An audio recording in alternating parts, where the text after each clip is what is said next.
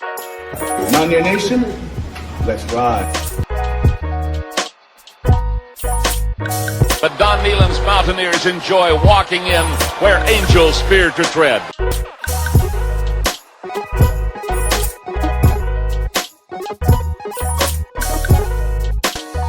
As the hills of West Virginia resound with the sounds of Golden Blue football. Here is Harris in trouble. Stiff arms the would-be tackler. Comes down over the 25 to 20. Goes around about it to 15 to 10 to 5. A touchdown, West Virginia. He did it.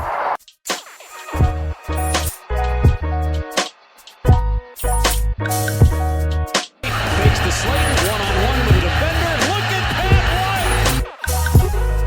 White. West Virginia football. You know what that's about. They don't know what it's about. West Virginia football. Football, people. They can shoot up on fire. No more air and helmet. Let them know. Leave no doubt tonight. Leave no doubt tonight. No doubt. They shouldn't have played the old Golden Blue. It is a great night to be a Mountaineer wherever you may be.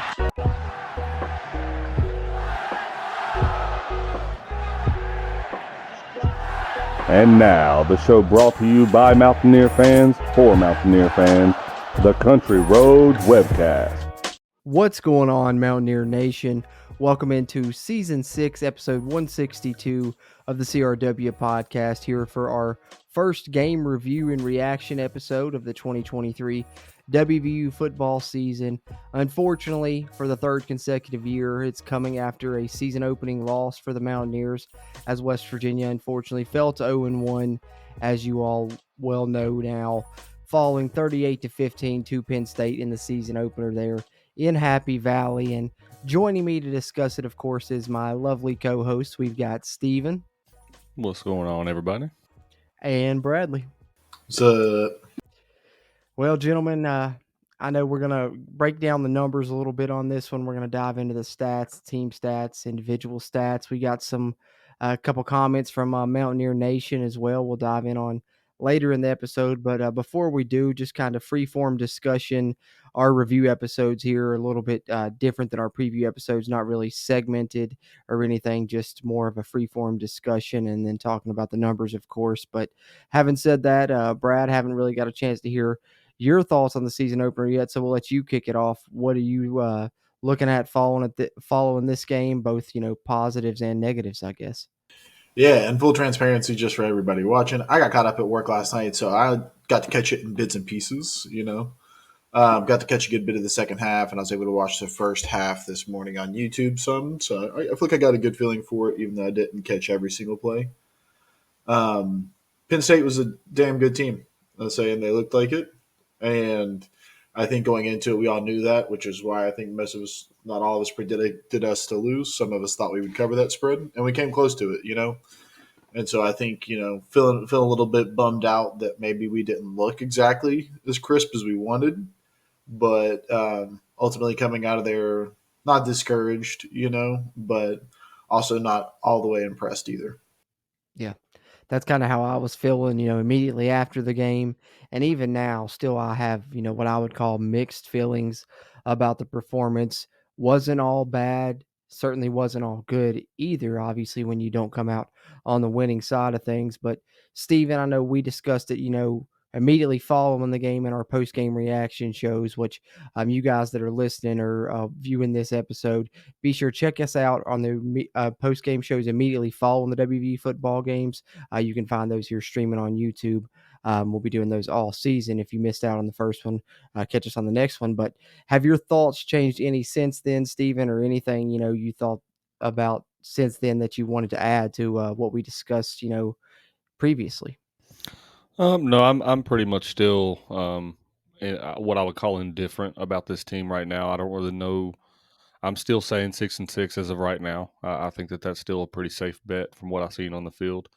But I don't think that my feelings have changed drastically from last night. I think obviously following the loss, you're always, harsher on a team than what you should be, I guess. Once you can go back and watch everything and see how everything unfolded, instead of just reacting to it. But I'm still I don't know. I've got to see a lot more out of that secondary for me to believe that we can compete in a Big 12 conference that is just pass happy, year in and year out, and you're only facing more prolific offenses as you go throughout this season. So if last night we would have seen a more offensive problem than a defensive problem, and especially a secondary problem, then I would be a lot more optimistic than I am right now. But if that is our main issue, it's going to be a long year, in my opinion. Yeah, because that's the one thing, the area that we knew we needed to improve on. One of the main areas was in the secondary, and that left a lot to be desired, and I think, credit goes to Penn State. One thing that was confirmed that we did talk about, Steve, and, I mentioned in that post-game discussion that I thought it kind of seemed like our plan was, let's stop the run game and we'll just sit back and try and, make Drew Aller beat us. And turned out, Neil Brown even mentioned that in his post-game press conference. That was kind of their plan, and I think Drew Aller showcased his skills, and he's going to really be a great player going forward in college football. I was really impressed by him and Penn State in general, what you guys, talked about as well. But speaking of press conferences, this is something that we didn't discuss because I didn't really pick up on it, during, or at least my naked eye didn't when I was watching the game. I think, some plays I saw it, but I think I thought it was more play specific than something they were doing altogether. But Lee Koba in his post game press conference mentioned that actually he played the will linebacker and Trey Lathan played the Mike linebacker for us in the game. Did you guys catch that? I did not notice that at all. Yeah.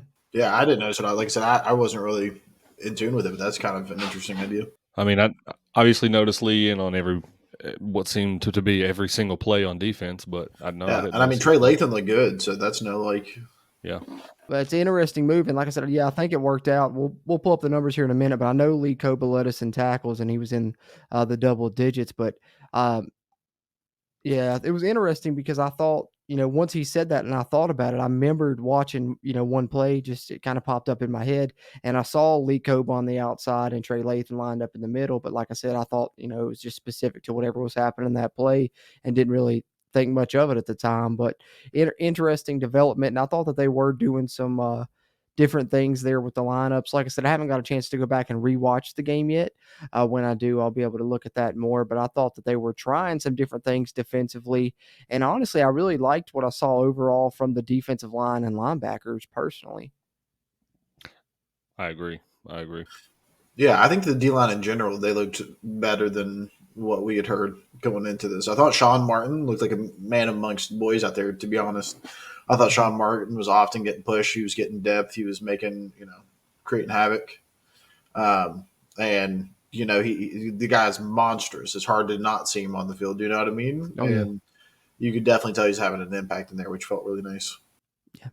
Yeah, so I think, run defense performed well when you had great running backs against, the Penn State had, and they kind of, like Neil Brown said, sold out to stop the run, and so they did a good job of that. But that secondary, as we said earlier, that still remains the question mark, and we'll see what happens moving forward throughout the season because it's going to definitely need to improve from what we saw here in this first game. Like I said, small sample size, so the verdict's still out on that one, I guess you could say, but definitely didn't look too much different from what we saw last year on the back end, and that's something that's going to have to change if West Virginia wants to, get to a bowl game or do better than that even.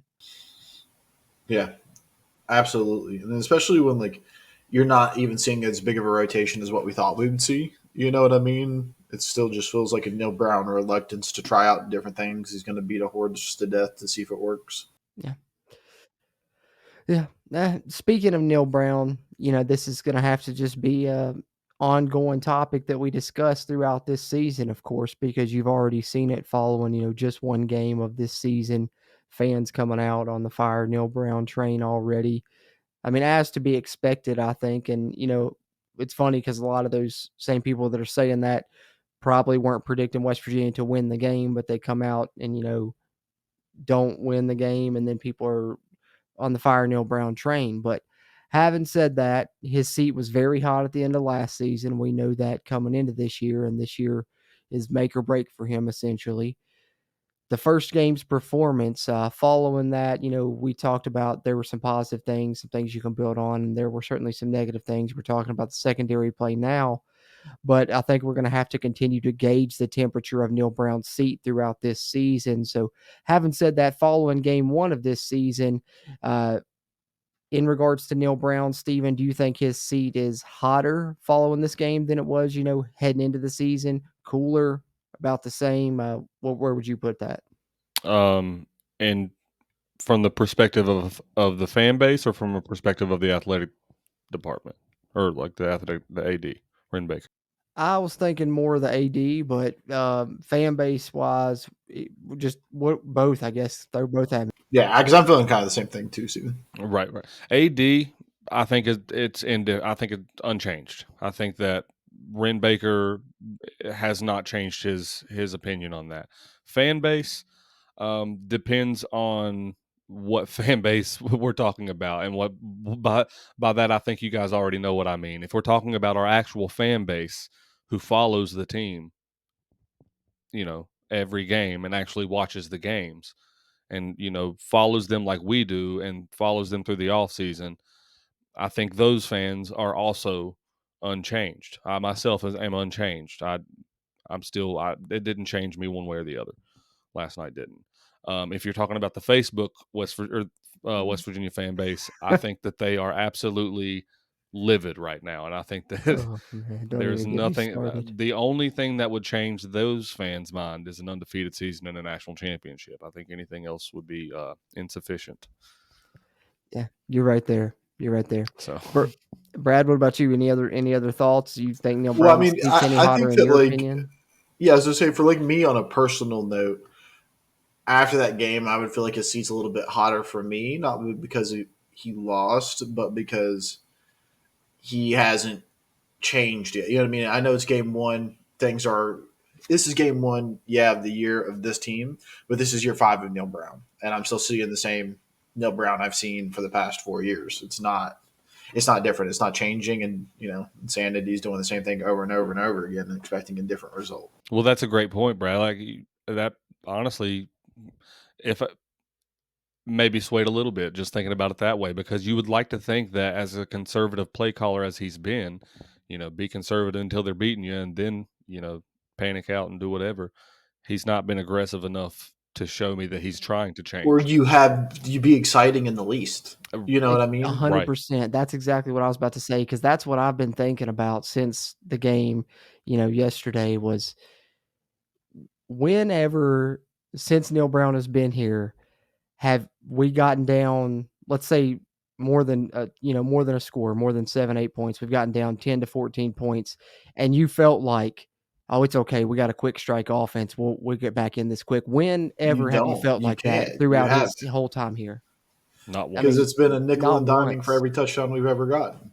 Not once, man. And that's my main issue is it's just the excitement is still not there. And I thought, with the running quarterback here and everything, it would be a little bit more exciting. And like I said, small sample size. I want to continue to, place that caveat in there because it still can change. They could come out and have great offensive performances the rest of the season, put up 500 yards a game and run some tempo, and it really, put on a show for the fans and shut me up here and prove me wrong. But from what we've seen so far from Neil Brown, that's not what we're going to see, I don't think.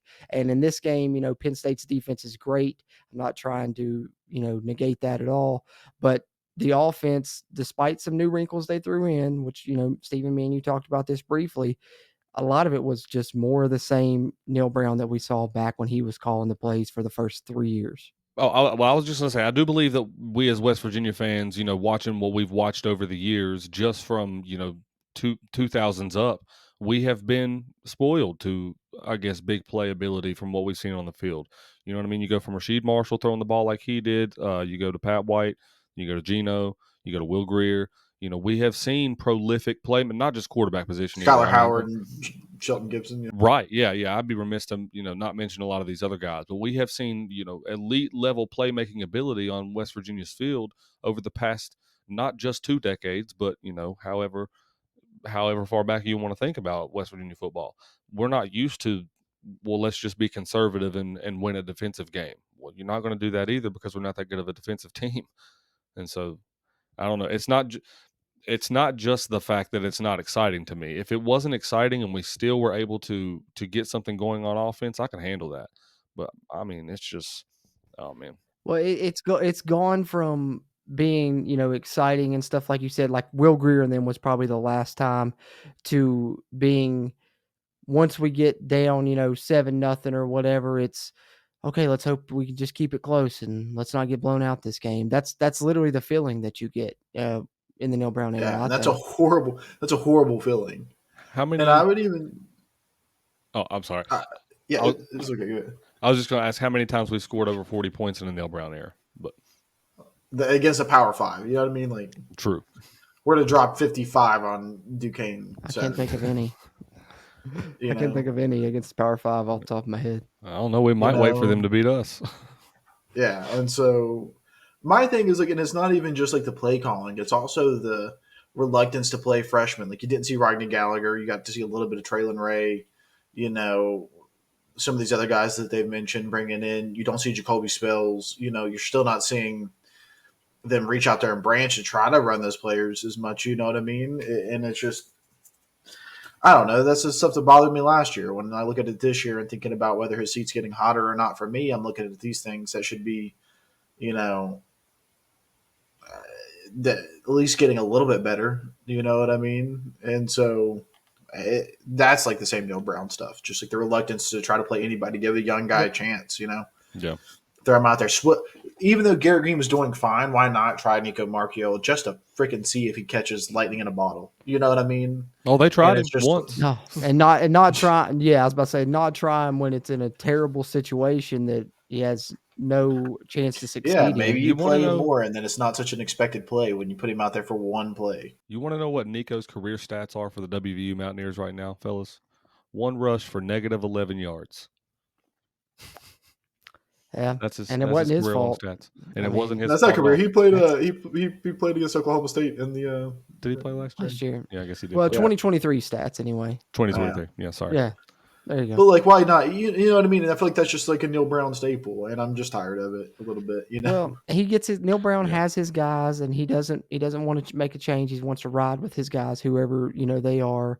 And I think that's going to show you this year. Like I said, I know it's only one game so far, but if he's still reluctant to make a change this year, in the year where his back's against the wall and it's make or break, and he's still not willing to play some of these young guys and get in some guys that can be more explosive, then he's never going to do it. So that should tell the athletic department something there in itself, because what we saw on offense, we have some really good players. CJ's great. The offensive line's great. Garrett can do some great things with his legs. I liked what I saw from Devin Carter, but we don't have a number 2 wide receiver right now, really. I mean, to be honest with you, I know Cortez Braham is on the depth chart, but he didn't really do too much in the first game. Hopefully he does throughout the rest of the season. But I think what we're really missing is just an explosive element on offense. I've learned since, we did the post-game show that EJ Horton was injured. That's why he didn't play, apparently. Hopefully maybe he can get back, and that'll bring you some speed. But right now, who on this team is a threat to beat the defense over the top? I mean, not even that. We hear about Jaheim White all the time, right? You get these guys that are electric, speedy out there. You can throw it to them. They're catching, doing this, that, and the other. Where's it at, though? Mm-hmm. You know what I mean? Your back's against the give 'em a wall. chance. Pulling out all the tricks, all the tricks in your bag is not just running a double lateral backwards into a broken play pass. You know what I mean? Like that's not it. It's trying out a young guy that has, a bright future and has been hyped up. Give him a chance. You know what I mean? A guy that's only been here since June. Give him a chance. Yep. It's just to the point where you're so scared to try it because you're going to get blamed for it. Well, you're going to get blamed for it if you don't do it. So, right.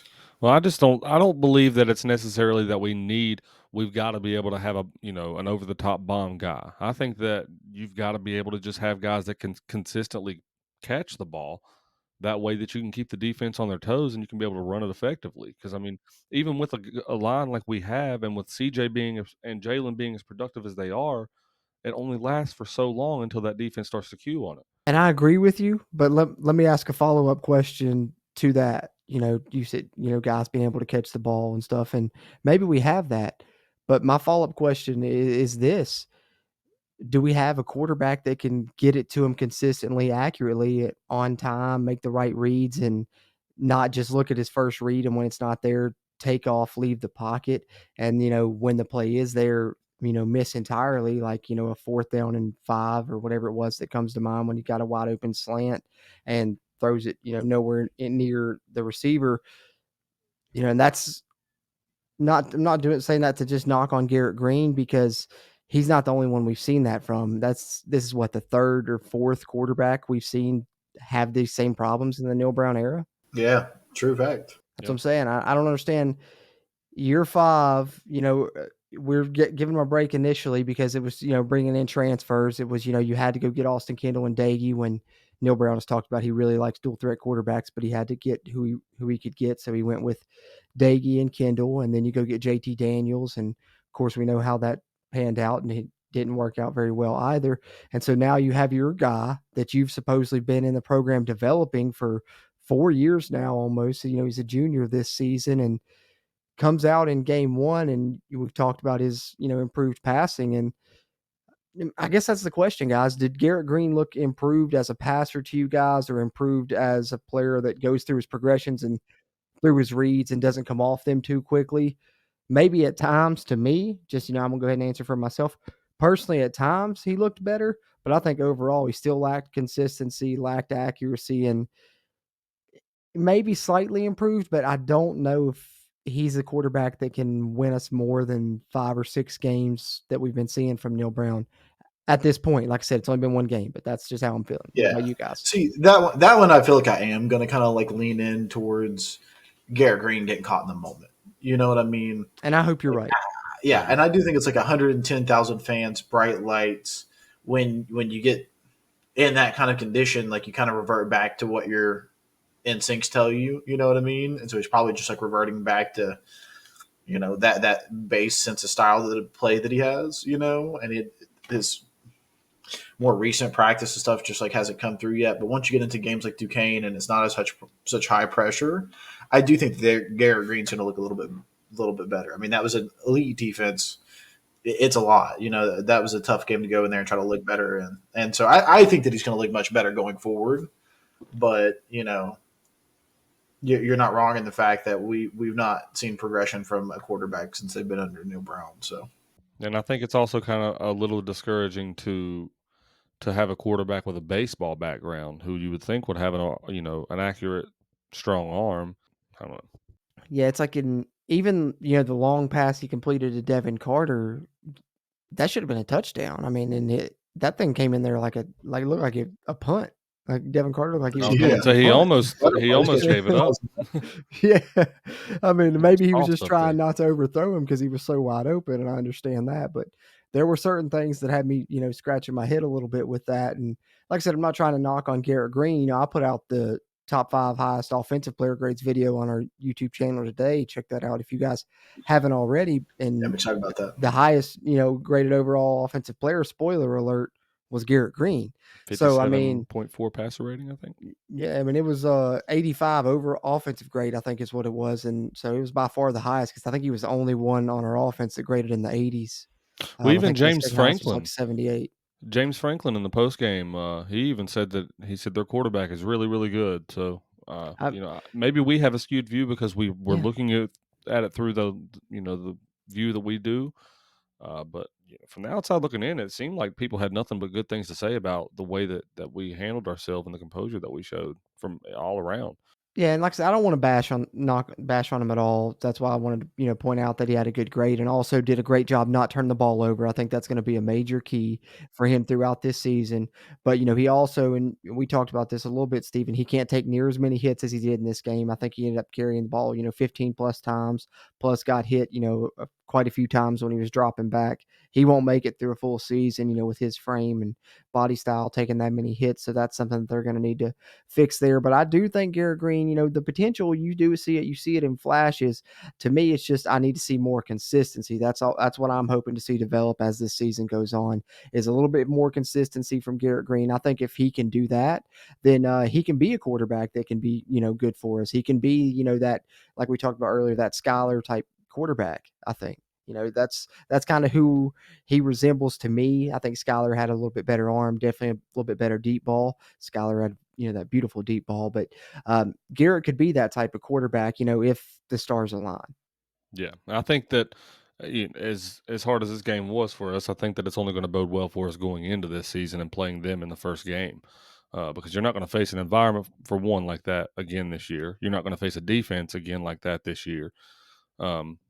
You're going to face better offenses, that's for sure. But I think that if we can get, I'm fairly sure that it's a zone problem on our defense, on our secondary side. I don't think that it's a talent issue.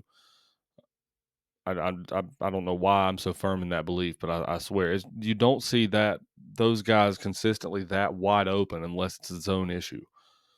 So I believe if we can get some of those issues fixed, we should be okay. But I do think that playing them and playing such a good team in such a great environment early will help a team like us. Yeah, especially once you get some momentum going and actually get the team fully believing into it, then like anything's possible, But they definitely learned a lot coming out of this game. Yeah, I believe so too. Well, and this is, we're hitting the crucial stretch of the season right here, because I think the first game, like we said, mixed bag, some things that were positive, some things that we were disappointed with. But overall, the result is kind of what we ultimately expected, right? I mean, we all picked us to lose to this game. We had it a little bit closer, but be it our season prediction roundtable predictions or the preview show, we all had Penn State winning this game. So up to this point, the season's kind of gone the way that we thought it would, win-loss wise. So these next 3 to 4 weeks are really going to be a telltale sign of not only the future of this team and how they're going to proceed through this season, how successful they may or may not be, but I think it's going to really be a big barometer of what the future may hold for Neil Brown, because West Virginia plays 4 more games here in the month of September. They play 5 games to start off September. The next 3 here are all at home.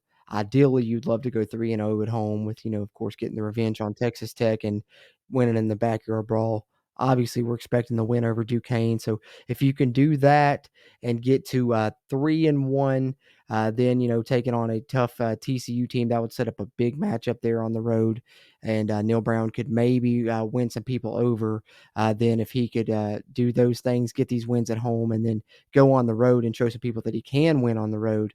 I think maybe come October, people could change their tune on Neil Brown if the stars align, like I said. So I wanted to just bring some optimism back and talk a little bit about a silver lining, because I feel like I've just been harping since, the end of that game, because, like I said, there was some takeaways that I didn't like in regards to, coaching and play calling and stuff. But like I said, it's only one game and we still got a lot ahead of us.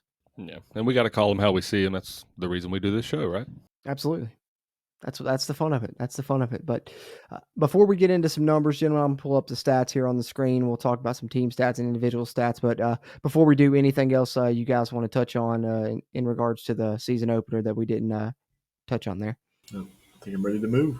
All right, let's pull up some numbers here, and we'll talk some stats from the season opener, both team and individually for the Mountaineers. But before we do that, just wanted to take some time out to say we appreciate everyone that's tuning into this episode, whether you're watching it on YouTube or listening to it on any podcast platform as well. You can find the Country Roads webcast on Spotify, Apple Podcasts, Google Podcasts, Amazon Music, iHeartRadio. Just search Country Roads webcast. We appreciate you listening there. But if you're viewing this on YouTube, whether it be on our channel or on the WV Sports Now channel, as you can find our show on the web at wvsportsnow.com, where you'll find all kinds of great Mountaineer sports content. Do us a favor while you're here tuning in.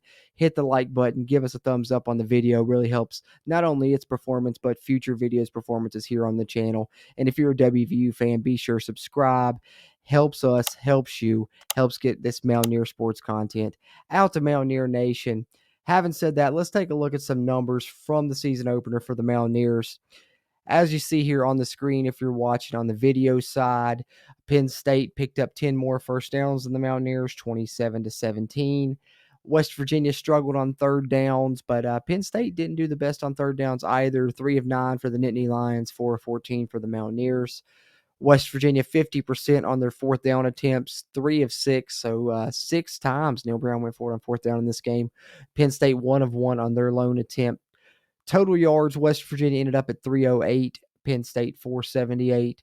Passing yards, Penn State really put up some numbers here. Like I said, Drew Aller really was impressive. Keandre Lambert-Smith did a lot of damage in the receiving game, including a couple touchdowns. I ended up as a total of 332 passing yards for Penn State, where West Virginia only ended up throwing for 162. Rushing yards actually ended up dead even, 146 for each team, that being on 35 carries for Penn State and 40 for West Virginia. Penn State only called for 1 penalty in the game. West Virginia was called for 5 for 55 yards. So not bad for West Virginia on penalty yardage. I thought they did better, in the amount of penalties. Unfortunately, they were still the more penalized teams. And unfortunately, a couple of those were really costly and brought back some big runs. But time of possession was an area you wanted to see West Virginia win in this game. And they did manage to do that, holding on to the ball for 31 minutes compared to Penn State's 28. But team stats wise here, guys, anything that stands out to you guys here looking at these numbers? I don't know. I don't know if we can get individualized stats on that, but I'm pretty sure all 5 of those penalties for us came in the second half. I do believe at halftime we didn't have any penalties. That sounds right. So a lot of that could be contributed to some noise, but even still, I know it's 5 for 55 yards. I can live with that. I think last year, I'm pretty sure last year in the pit game, we were well over 10 penalties for over 100 yards. Yeah, that's what I said. It's an improvement at least. The thing that bothers me about it is, some of them were costly. The one that stands out to me was the illegal procedure on the big run when it was, I think that was, I believe, the first drive we had of the second half Big after we'd momentum gotten killer. because we'd forced Penn State into a 3 and out, and then we broke a big run, 15, 16 yards, something like that. And then legal procedure brought it back, and then drive, spun out from there and never got going again. So I think it's an improvement, but would love to not have them in those critical situations still yet. Brad, what about you? Anything here, penalties or anything else stand out to you, team stats wise? Just like the 6 yards per pass, just is kind of sad. You know what I mean? When your passes are getting as much as like what you would hope a first or second down run would get. So that's pretty sad when you're looking at it. Yeah, I think that for me, that a lot of that was especially early in the game. Finally late in the game, they started, throwing downfield a little bit. But I know the first 2 or 3 drives, I don't think we threw a ball further than 5 yards downfield, and I was very concerned about that. And that's something they're gonna have to do it. They're gonna have to throw the ball downfield. Yeah, especially playing in the conference that we play in. I think that's something that I don't know if we've been mentioning enough is the Big 12 is an offensive conference, and we aren't very good offensively. You're not going to be a very good team in that conference. I'm hoping to see a little bit more from the offense. But speaking of the offense, let's look at the individual stats for the Mountaineers. We'll look at the offensive side first. Garrett Green, 16 of 27 for 162, the 6 yards per completion average we talked about there. 57.5 QB rating. Rushing wise, you get 18 for 81 for CJ Donaldson. Thought he looked great. 4.5 yards a carry. Ended up with a touchdown. Green goes over 70 yards as well. 15 carries, 71 yards, and a touchdown. Jalen Anderson only ends up with 5 carries, 7 yards. And then, of course, we talked about Nico, the 1 carry for negative 11 yards. So I think ideally maybe you'd like to see Garrett Green get a few less carries, put a few more in Jalen Anderson's hands, get some for Justin Johnson. And, of course, we talked about hopefully getting Jaheim White involved. But then receiving-wise, 6 catches for 90 yards. Devin Carter, I thought, looked the part of a number 1 wide receiver for the Mountaineers. Hopefully continues to improve. Cole Taylor, 2 catches, 31 yards. Jalen Anderson, 2 catches, 15 yards. Jeremiah Aaron, 1 ball, 8 yards. Preston Fox, 1 ball, 7 yards. Traylon Ray, 2 catches, 7 yards. CJ with a catch for 3 yards. And then the other tight end, Traylon Davis, with a catch for 1 yard. For me, for these individual numbers, I think it's, the passing game that I got to point out again. But it's the receivers, because outside I think Devin Carter and Cole Taylor, who I thought looked kind of how we expected them to look. Looking at these numbers, just no one else really stands out for West Virginia receiving wise. You get a Jalen Anderson as a running back with a couple of catches, Traylon Ray with a couple of catches, but got to get some other receivers involved, I think. Goes back to what I said earlier. Don't really feel like we have a second option at receiver right now. If, the second option is kind of our tight end, Cole Taylor, it looks like. But from these individual stats, rushing, passing, receiving, what stands out to you, Steven? I do like that we're getting our tight ends involved a little bit more. And his stats don't really pop off of the chart, but CJ looked a lot better on the field than he does on the stat sheet, in my opinion. But other than that, nothing really too impressive. I got to see Devin Carter 6 for 90 yards. That's okay, but then the most you have is 2 receptions by any other guy that did make a catch in the game. We've got to see more consistency out of our receivers, and not only Garrett Green. You can't put it all on him, but you got to. I remember one specifically to Traylon Ray that was over the middle, and he just dropped the pass. I think we talked about it last night. Yeah, it was a little that bit was late of in the game. Yeah, it was a little bit of an underthrown ball. It was thrown behind him a little bit, but as a receiver, wide open across the middle, you got to catch that ball. So and I was taught as a receiver. I play quarterback and receiver, and I was always taught as a receiver. If your finger touches the ball, you catch the ball. I always hated that rule, but that's what they've always said. That's true. That's what they say. Indeed, I agree. I think CJ, I would give him more carries. I know you got limited carries to go around, and I'm over here complaining about us not getting Jaheim White involved, and Jalen Anderson not getting his carries either. But I think CJ Donaldson, just the back that he is, I think he's only going to get better as the game goes along. I would give him at least 25 touches a game, but that's just me. Brad, what about you? What do you think here as far as offensive statistics, individual that stood out to you? Yeah, no. Honestly, it's just like you guys had said, there's no really spreading around in the wide receiver room. There's just no real options. I mean, you look across the board, that's ideally what you want to see, 4 catches, 7 catches, 4 catches, 2 catches, 1 catch with 22 yards, They only caught 1 ball, but it was a meaningful ball. You know what I mean? 1 catch, 15 yards. That's the first down, And when you're getting 3.5 yards a catch with, Traylon Ray, or just getting 7 yards, 8 yards, it's just not cutting it. Yeah, because, I mean, just looking at the numbers, I mean, Cole Taylor and Devin Carter is the only people that had to catch longer than 10 yards. Yep. Yeah. So, yeah, it's not gonna do it. Devin Carter didn't really, other than the one in the beginning of the game. I don't think he made a meaningful catch until late in the game.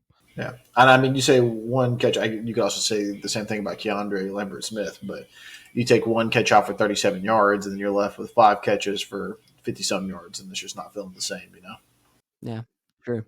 Especially when you don't get any of your receivers into the end zone, and I know we're going to be a predominantly run team, and our scores came down there at the goal line. So, but you still want to see the receivers get involved and be able to be guys that can make game-breaking plays, because that's one thing that they've talked about is wanting to be more explosive, right? That's been a major key for them. Let's get more explosive on offense. No explosive plays essentially for West Virginia. I think they may have had 1 play over 20 yards, but certainly didn't have any over 30, any over 40. No, that's Devin Carter's catch. Yeah. But that's like I said, offense. I'm still on the fence about it. Like I said, verdict's still out for me. Penn State's defense is really good, so we'll see. I don't know how much we'll learn from Duquesne, but I think the offense has potential. I'll say that. Well, and one thing too, I don't know if it's a real safe option for your quarterback and your number 1 running back to have almost the same amount of carries for about the same amount of yards. I mean, they both had a touchdown, but yep, I mean, their stats are almost identical rushing. You got CJ with 1881, average for 4.5 yards a carry, a touchdown, and his long was 17.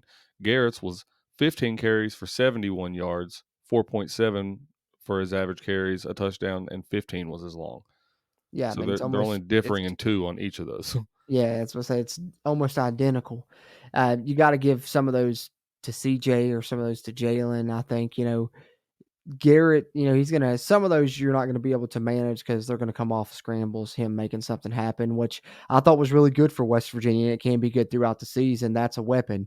Third down, everything's covered and he can scramble and pick up, 6-7 yards when you're having on 3rd and 5. That's awesome. And he did that a lot in the game. So he's going to do that on his own. So I think, design runs, maybe only do 5 to 7 design runs for him because he's going to have another handful where he takes off on his own.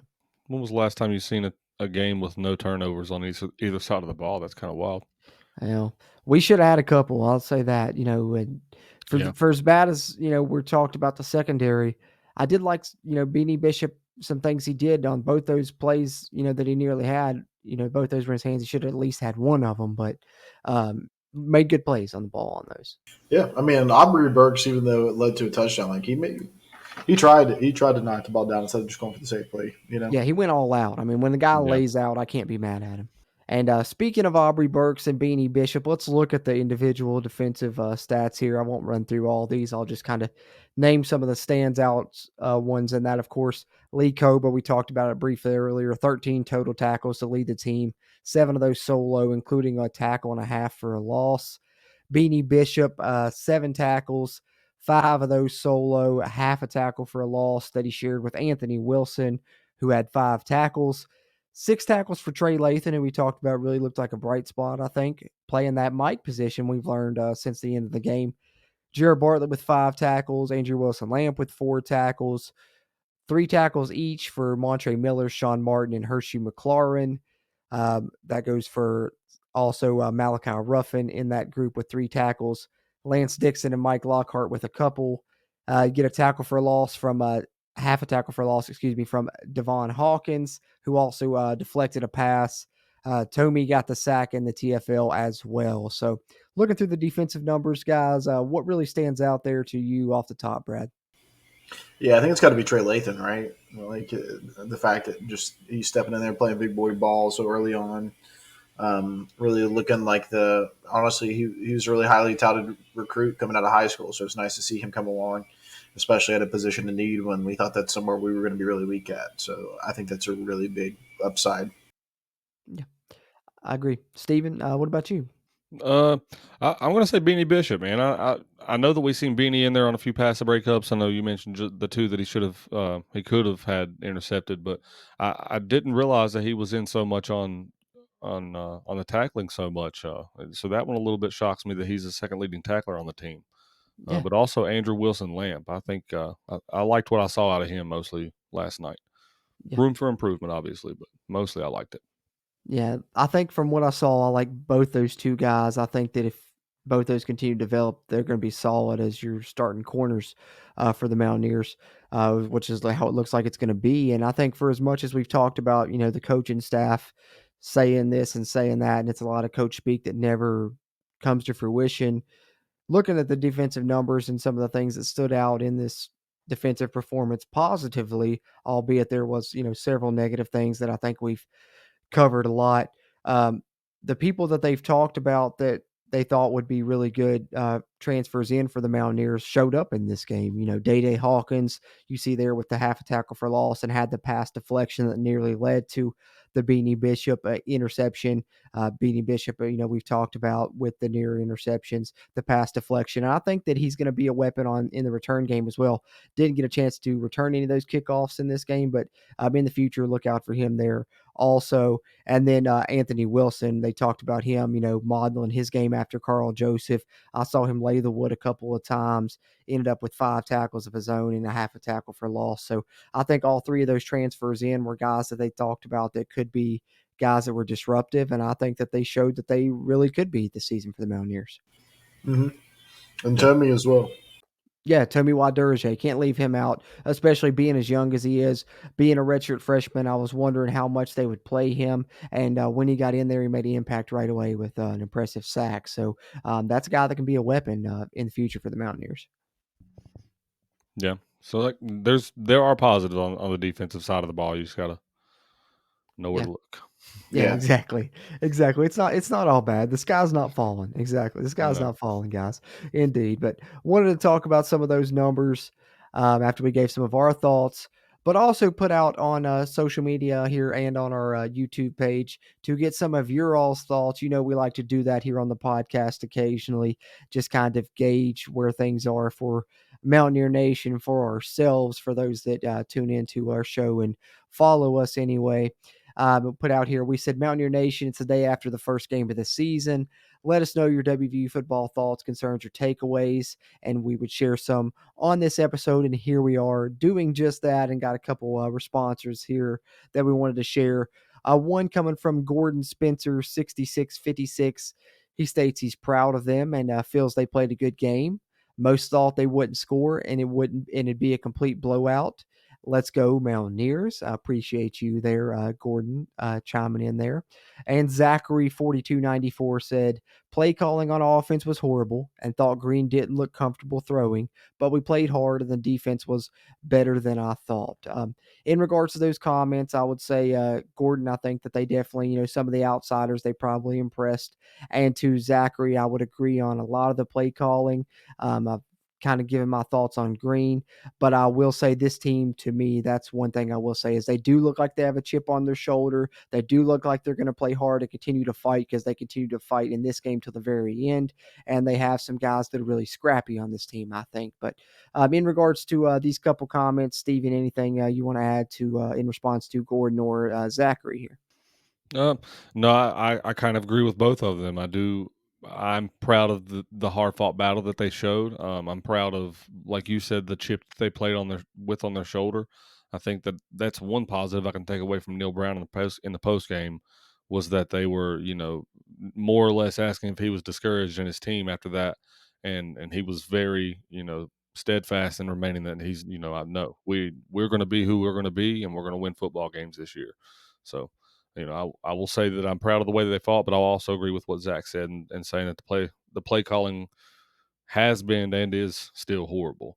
Um, uh, Green, I don't think at times, I guess he didn't look comfortable, but I mean, I think that most of that was the environment, but I don't know. I'm hoping Yep, so. spot on. I'm My hoping thoughts so. too. Yep. Brad, anything else? Nah, man, that's exactly how I feel about it as well. Yeah. Yeah, I agree. I agree too. It's the verdict's still out, and as Neil Brown said, West Virginia still has a chance to win plenty of games, throughout the remainder of this season.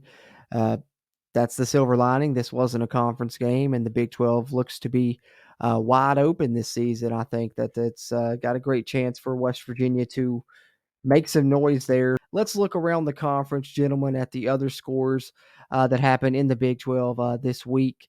Thursday, of course, it kicked off with UCF dominating Kent State 56-6. John Rice Plumlee, the dog.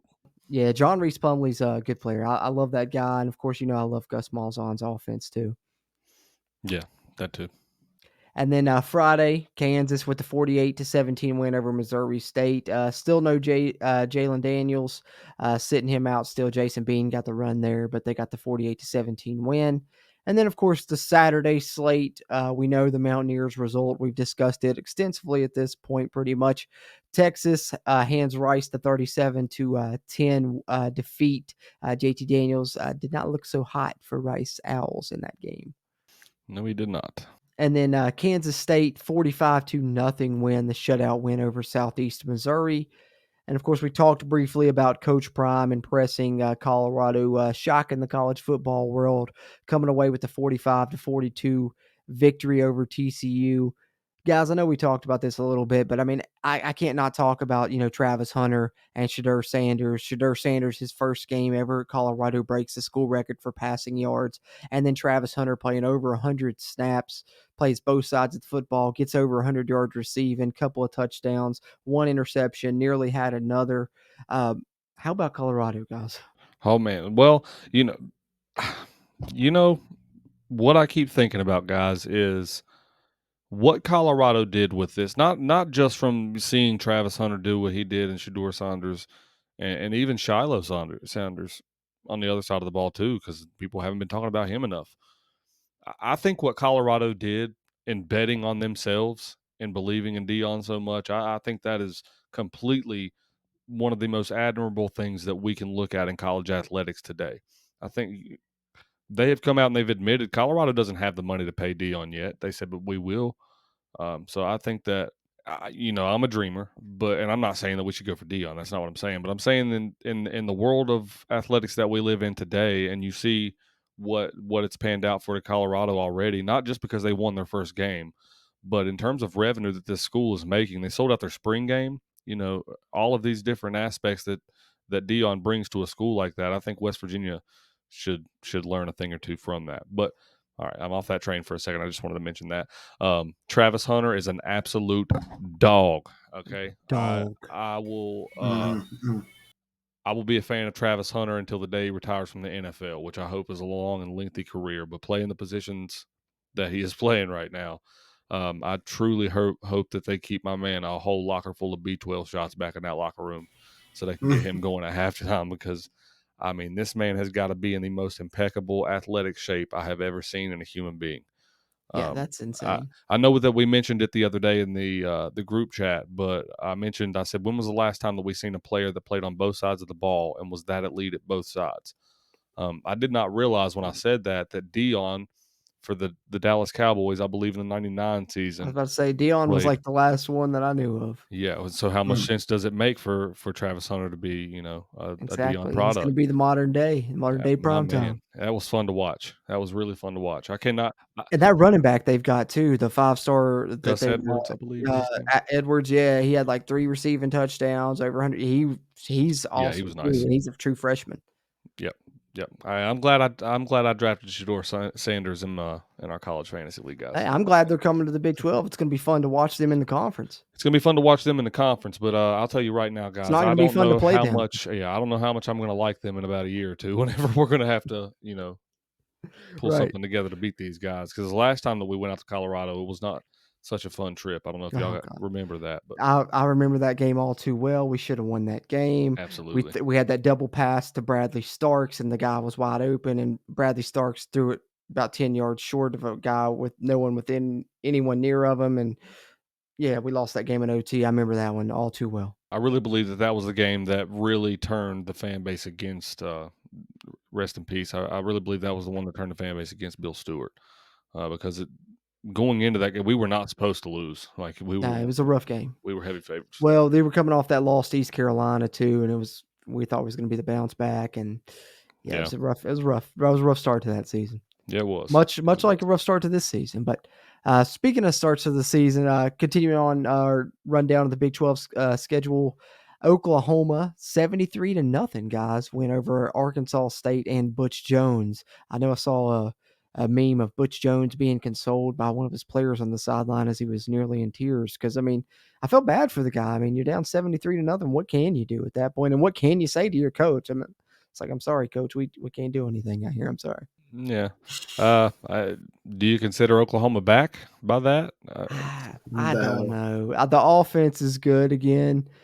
They The are good. defense is going to be better, but I don't know. Arkansas State, I don't know if I can judge it with that game against them, but they're going to be better than they were last year, certainly. I'll say that. Yeah, I believe so too. I think that I don't think they're going to be playoff potential good, but I do think they're going to be a lot better than what we've seen last year. We're going to be tested in Morgantown more than we were last year. Yeah, I agree. Iowa State with the 30-9 win over Northern Iowa in the start and quarterback there for Iowa State. The son of Anthony Beck, Rocco Becht, gets the start for Iowa State after what happened there with Hunter Deckers and the gambling scandal there for the Cyclones. So pretty cool West Virginia connection there for the Iowa State starting quarterback. Yeah, I didn't realize that, but that's pretty cool.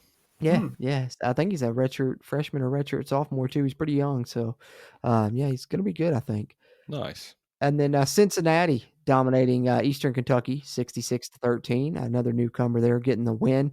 And then we're getting into some of the more interesting outcomes here, starting with this one, guys. I didn't even realize this until earlier today. I knew it was a battle, but I didn't realize that they had lost really. 42-31. Texas State beats Baylor. Shocker. Apparently, Texas State is on a mission because they came to play. Yeah. I mean, that's a handy. I mean, 11-point win at Baylor. So yeah, What cracks me up is the next one that you're going about to talk about, and people have posted that score, acting like it's such an impressive win, and they posted the Jacksonville State score.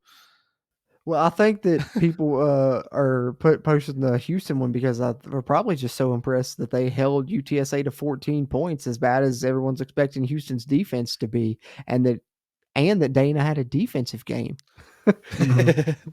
As For we're sure. talking about Houston beating UTSA 17-14 in a game, I think a lot of people expected UTSA to win, but the Fighting Dana Holgersons find a way to come out on top 17-14, despite not scoring in the fourth quarter. And like I said, Hey, that's surprising. That's a defensive battle. I will say I don't like the guy, but those Houston uniforms, man, those Oh, Oiler throwbacks, clean. those were Those were clean. Mm-hmm. very, very clean. Yes, they were.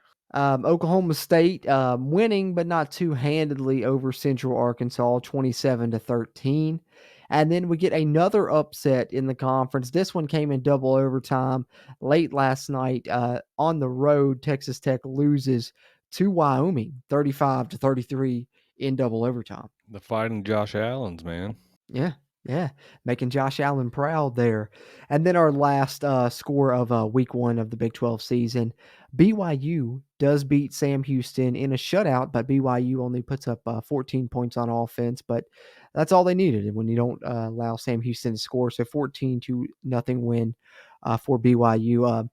I know we didn't discuss any of those games too much at length, guys, but That any of them there quarterback that you just- wanted to talk about more? Go ahead. Yeah, look at that Sam Houston quarterback. He led the quarterback room, 147 yards to 3 interceptions. Sheesh. Is that a What did defensive that game game- or what? What did that game look like? Am I wrong, or is BYU's quarterback a familiar face from last year? He is. He is one that said some very disparaging things about our great state as well.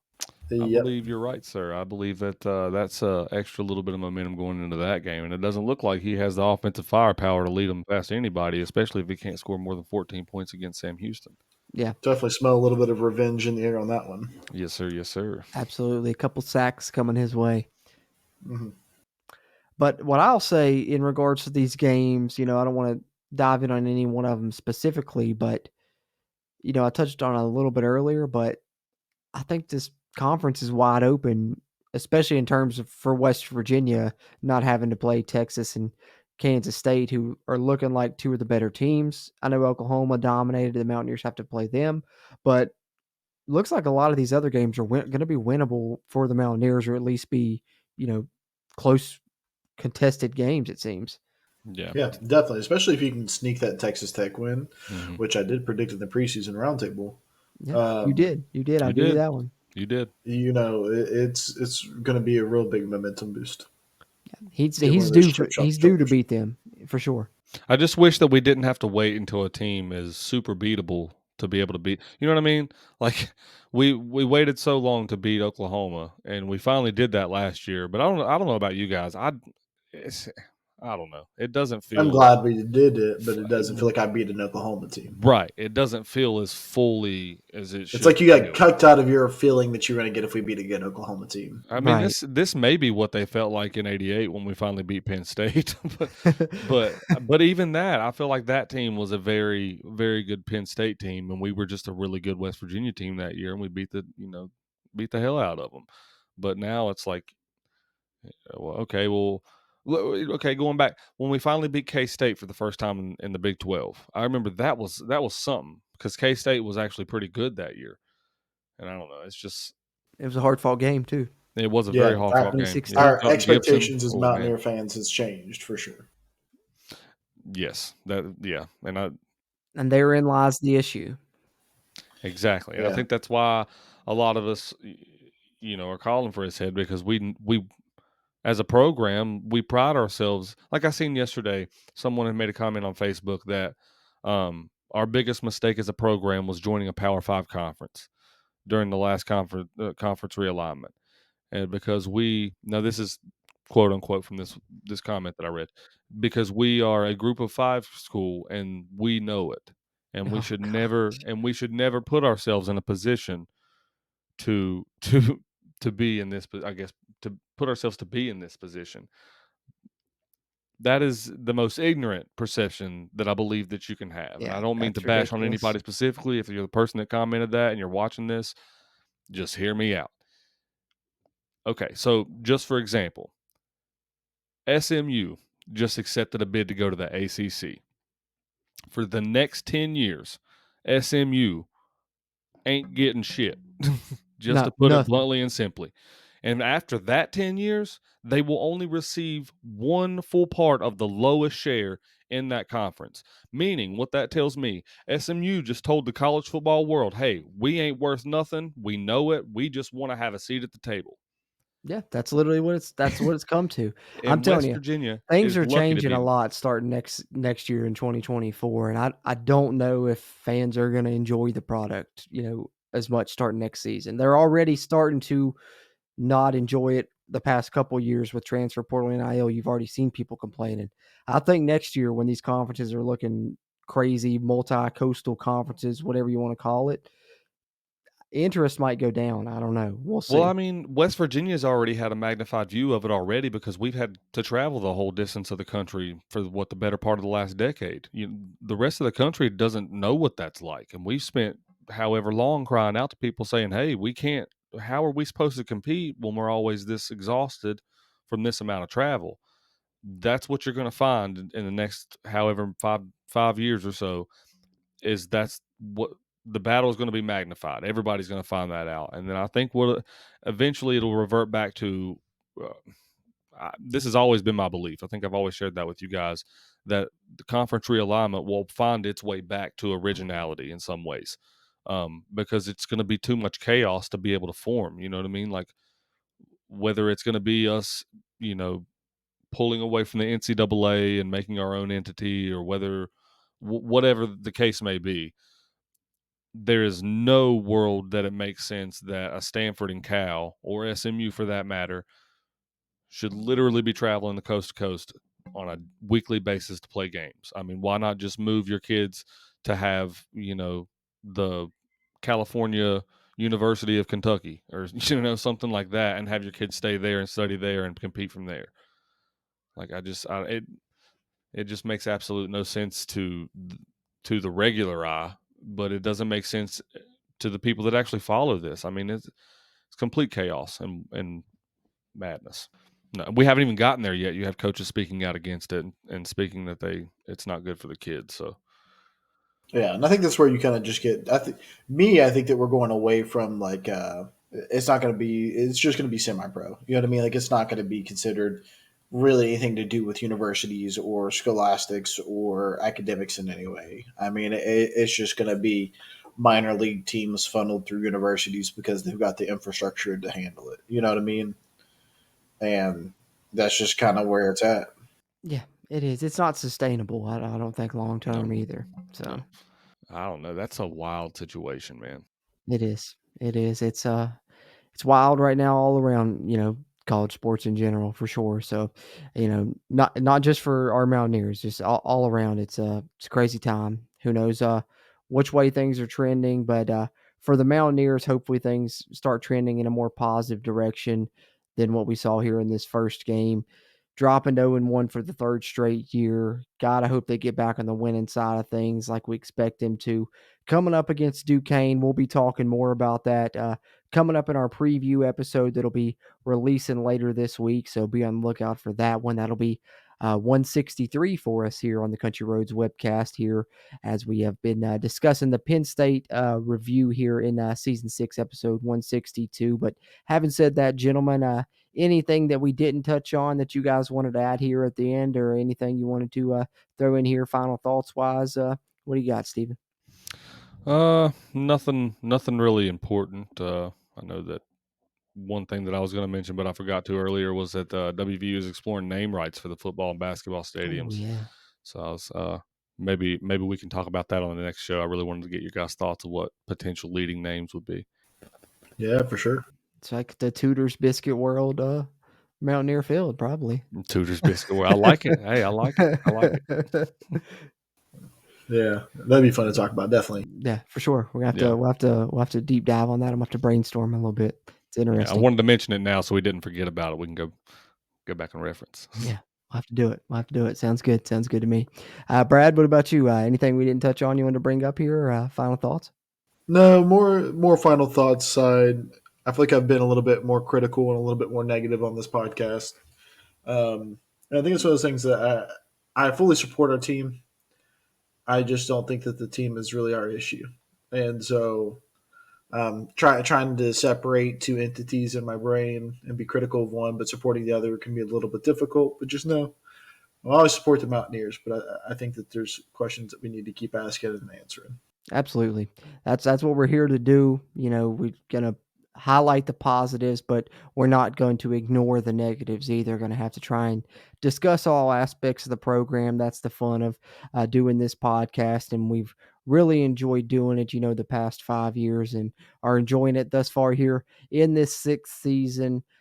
Doing it here after the first game of the 2023 Mountaineer football season. And hopefully more of these will be coming after wins than losses for the remainder of the year. We'll see what happens and what direction things trend. But appreciate everyone that's tuned into this episode, whether you viewed it or listened to it.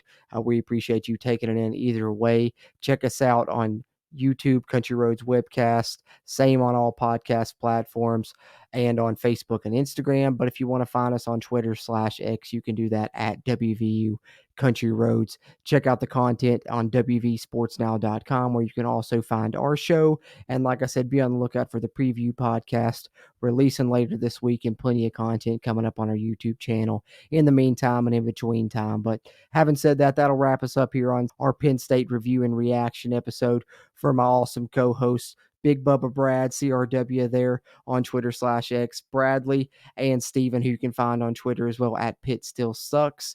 Until next time, we are the Country Roads Webcast team, and as always, let's go Mountaineers. If you really want to know, then come on, let's go. Take a stroll down those